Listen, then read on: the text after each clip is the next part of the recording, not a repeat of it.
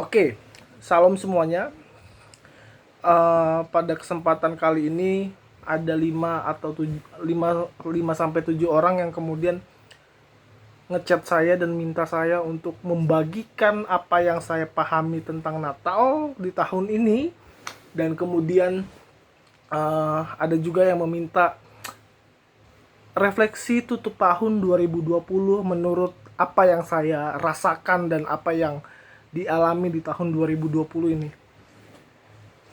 Namun sebelum itu, saya ingin memperkenalkan diri. Nama saya Rapcho Tarigan. Saya seorang guru agama Kristen. Lalu kemudian saya seorang penikmat kasih Tuhan dan saya seorang ekstrovert. Tiga ini penting saya jelaskan, saya beritahu untuk memberikan sedikit pandangan tentang apa yang saya alami, seperti itu. Gambaran apa yang nantinya akan saya ingin sampaikan, seperti itu. Bicara soal Natal tahun ini sebetulnya sebelum saya membuat ini saya ngechat 9 sampai 10 teman-teman saya bilang, apa sih yang kalian rasakan, apa yang kamu alami di tahun ini merayakan Natal. Lalu ada yang menjawab bahwa Natal tahun ini penuh dengan kesederhanaan karena kita tidak bisa berkumpul. Oke, bisa berkumpul tapi orangnya dibatasi. Lalu kemudian ada juga yang mengatakan Natal tahun ini benar-benar kita tidak bisa melakukan apapun di tengah keramaian. Biasa habis Natal kita nongkrong, habis Natal kita sharing-sharing, tapi di Natal tahun ini pulang gereja kita langsung pulang, kalaupun ada gereja yang dibuka. Tapi ada juga gereja-gereja yang masih ditutup, yang tidak bisa merayakan ibadah di gedung gereja. Mereka mengatakan dengan perayaan Natal di rumah aja membuat mereka sedikit bingung, karena biasa Natal di gereja tapi kemudian kali ini Natalnya di rumah aja, kayak gitu. Lalu kemudian ada yang menarik, saya tanyakan sama mereka bahwa apakah mereka ataupun teman-teman yang saya tanyakan ini merasa kurang sukacita dengan merasakan Natal atau merayakan Natal di tahun ini. Lalu kemudian ada yang menjawab iya, ada yang kurang, ada yang menjawab kayaknya Natal tahun kemarin tuh lebih asik, gagap gempitanya lebih asik, seru, bisa ngobrol sama teman-teman. Tahun ini lebih di rumah aja, kayak gitu. Ada yang menjawab seperti itu. Nah, atas dasar itu kemudian saya berpikir bahwa apakah benar kelahiran Kristus, apakah iya kelahiran Kristus kemudian di tahun ini dalam kondisi ini juga kekurangan makna ataupun sukacita. Mari kita telisik lebih dalam tentang peristiwa kelahiran Kristus. Kristus ini adalah raja yang dinubuatkan dalam kitab Yesaya. Lalu kemudian dia lahir, pertama dia lahir dengan tidak ada tempat. Semua rumah sakit pada saat itu kita bisa bayangkan penuh, full. Lalu kemudian yang tersisa hanyalah ada kandang domba satu. Seperti itu. Pertanyaan selanjutnya adalah apakah layak raja yang dinubuatkan dalam kitab Yesaya lahir di kandang domba? Tentu kalau kita berpikir secara duniawi tidak layak. Tapi ternyata dari situ Tuhan ingin memberikan satu pesan bahwa kelahiran Kristus itu penuh dengan kesederhanaan.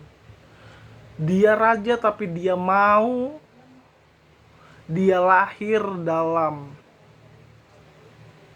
kandang domba, dia lahir dengan penuh kesederhanaan, seperti itu. Itu yang pertama, dia lahir dengan penuh kesederhanaan. Lalu yang kedua, ketika dia lahir sebagai raja, Adakah orang yang mengetahui bahwa dia lahir? Orang-orang penting pada saat itu apakah tahu? Tidak. Karena Kristus lahir di dalam keheningan waktu malam menjelang pagi. Sehingga pada saat itu orang-orang tertidur, orang-orang terlelap.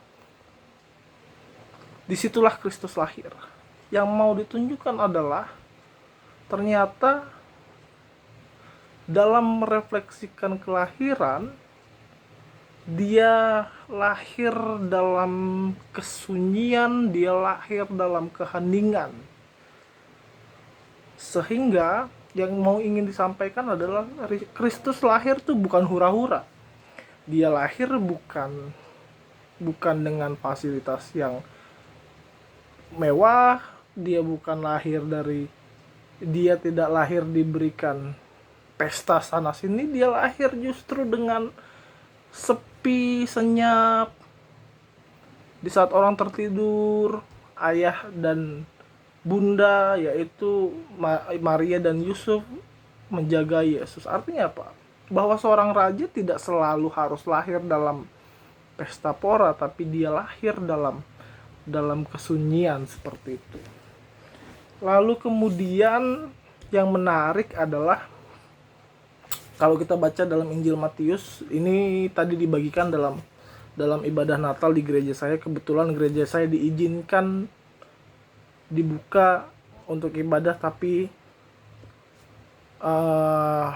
kapasitasnya dikurangi dan waktu jamnya juga dibatasi seperti itu.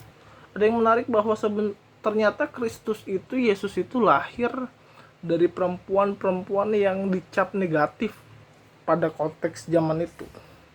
Misalnya Yesus ternyata dari keturunan Betseba. Betseba adalah wanita atau perempuan yang kalau bisa kita bilang dia istri Uria, tapi dia selingkuh dengan Daud. Ternyata Kristus lahir dari sana, keturunan dari Betseba. Kita bisa bayangkan ternyata raja yang suci, dia lahir dari wanita yang menurut kita kotor. Tapi apa yang mau disampaikan adalah, pesan yang mau disampaikan adalah ternyata Allah bisa menggunakan orang siapapun. Kristus lahir untuk kalangan manapun, untuk kalangan orang berdosa dan kalangan orang suci dan kalangan manapun seperti itu. Jadi ketika kita memaknai Kristus, kita jangan lagi berpikir pemisahan antara orang berdosa dan orang suci. Karena di dalam Kristus kita semua adalah sama seperti itu. Lalu kemudian yang menarik adalah kita masuk di tahun 2020. Kita nggak tahu bahwa ini refleksi saya tentang 2020. Kita tidak tahu bahwa sebetulnya di tahun ini kita menghadapi pandemi yang 9 bulan kita menghadapi ini, 9 bulan kita melewati dan akan terus berjuang dengan ini. Tapi yang ingin mau saya sampaikan adalah seperti ini. Bahwa tantangan itu tidak luput dari kehidupan manusia. Pada pandemi ini kita dihadapkan dengan PHK, kita dihadapkan dengan kemiskinan, bahkan kita dihadapkan dengan kasus korupsi 2 menteri yang satu bansos, yang satu lobster. Itu membuat kita sedih. Ya, sebagai orang atau rakyat biasa kita tentu kecewa. Tapi yang mau ingin saya sampaikan adalah dalam pandemi ini kita perlu belajar. Yang pertama, kita menghargai sebuah relasi yang kita miliki saat ini. Teman-teman kita, sahabat-sahabat kita, ataupun orang-orang yang kita kenal seperti itu. Dengan pandemi ini kita terpisah physical distancing, fisik kita berpisah dengan teman-teman kita, dan itu membuat kita tidak lagi mempunyai kontak ataupun kita tidak bisa lagi sharing dengan face to face seperti itu. Sehingga penting untuk menghargai setiap pertemanan yang ada di dalam diri kita, ataupun yang kita rajut bersama dengan orang lain seperti itu. Yang kedua, pandemi ini mengajarkan kita untuk kita harus tahu bahwa kita manusia yang benar-benar lemah, nggak bisa melakukan apapun selain berserah kepada Tuhan. Itu penting, karena virus ini tidak menyerang orang miskin saja, tidak menyerang orang kaya saja, semua virus ini menyerang. Sehingga yang perlu kita lakukan adalah kita tetap berserah kepada Tuhan, dan kita tetap berpegang bahwa kita akan bisa melewati pandemi ini dengan baik. Layaknya Ayub yang kemudian Tuhan izinkan ujian itu dilakukan, tapi kemudian Tuhan percaya bahwa Ayub bisa. Dan saya yakin juga Tuhan percaya bahwa kita bisa melewati ini dengan baik seperti itu. Lalu kemudian yang ketiga, kita perlu menjaga kebersihan diri kita. Itu penting sekali. Cuci tangan, terus kemudian kalau pakai masker kayak gitu. Lalu kemudian juga kita membiasakan pola hidup sehat, mulai dari kamar misalnya, membersihkan tempat tidur dan yang lain sebagainya. Pandemi mengajarkan hidup sehat dan pola hidup bersih seperti itu. Lalu kemudian pandemi ini juga mengajarkan kita bahwa